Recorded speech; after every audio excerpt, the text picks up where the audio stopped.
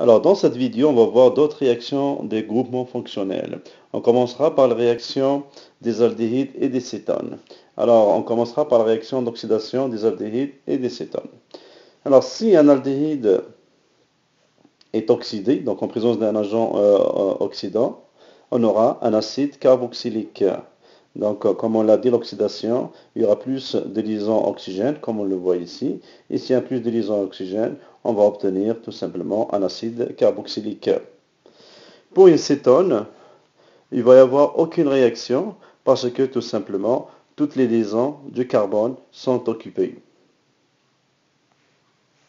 Pour la réduction des aldéhydes et des cétones, si on prend l'exemple qui est ici, un aldéhyde, alors un aldéhyde en présence d'un agent réducteur, il va y avoir une formation d'un alcool primaire.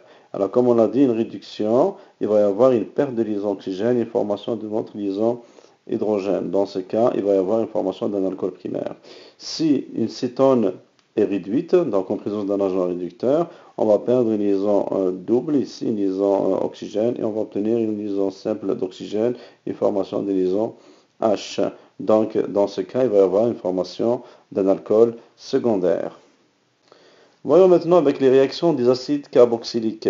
Alors, premier type de réaction, c'est la neutralisation. Comme tous les acides, soit organiques ou non organiques, en présence d'une base, il y a formation toujours d'un sel et de l'eau. Prenons cet exemple. Alors, on a ici de l'acide pentanoïque en présence de l'hydroxyde de sodium. Ça va former ici un sel.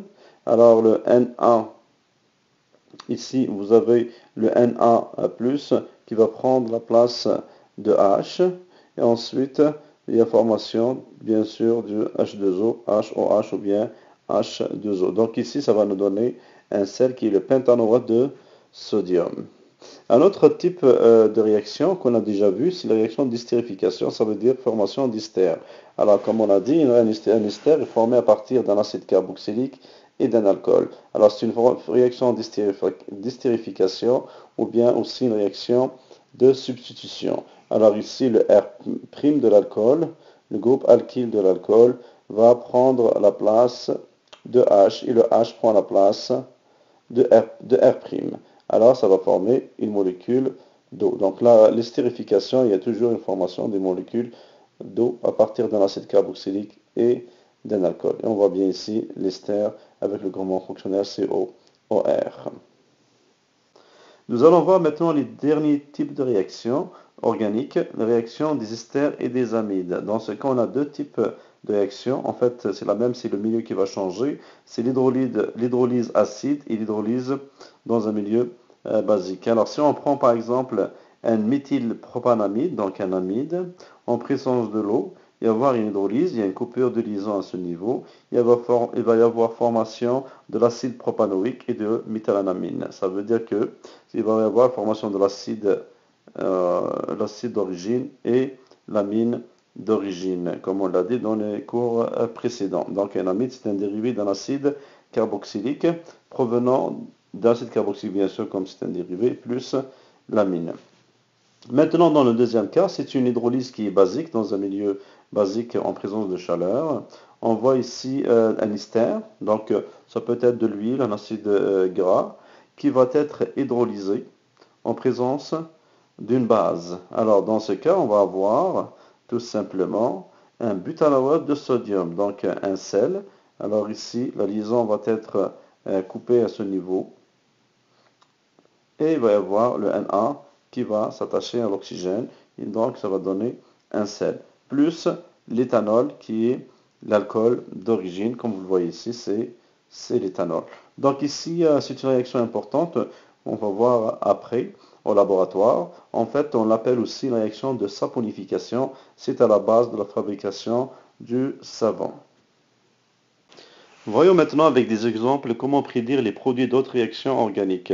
Alors ici, on vous demande de déterminer chaque type de réaction et de prédire ensuite les produits et de nommer chaque produit. Alors ici, on a la réaction A, la réaction B et la réaction C. Pour la réaction A, on voit bien qu'il y a une présence d'un agent oxydant. Donc ici, c'est une réaction d'oxydation. Ensuite, on sait que celui-là ou bien ce composé est un aldéhyde, et on a déjà dit que l'oxydation d'un aldéhyde donne toujours un acide carboxylique, c'est-à-dire que vous avez une addition de liaison oxygène ici, puisque c'est une oxydation, ça vous donnera automatiquement un acide carboxylique, donc l'acide formique ou bien l'acide méthanoïque. Alors l'acide formique, c'est le nom commun de l'acide méthanoïque. Dans le cas B, on a de l'acétone, donc on a une cétone qui va être réduite par un agent réducteur, et comme on l'a dit précédemment, une cétone, quand elle est réduite, elle donne toujours un alcool secondaire, parce que comme c'est une réduction, on a une paire de double liaisons O au profit des liaisons H. Donc ça va vous donner un groupement alcool qui est le propane de Hall dans ce cas. Pour le dernier exemple, c'est vous avez un acide carboxylique qui est l'acide éthanoïque qui réagit avec un alcool qui est l'alcool qui est l'éthanol. Alors, donc, comme on l'a dit, donc s'il y a une réaction entre un acide et un alcool, il y aura une formation d'un ester. Alors, on voit bien ici l'ester. Alors, vous m'excusez un peu pour l'écriture, mais c'est de CH3CO O. Il va y avoir une perte de H et liaison directement avec CH3. Donc, il va y avoir CH3, CH2. Il va y avoir une réaction en fait de substitution, tout simplement. Alors ici, vous avez le CH3CH2 qui prend la place de H et le H qui prend la place de CH3CH2 en libérant une molécule d'eau. Voilà pour les exemples.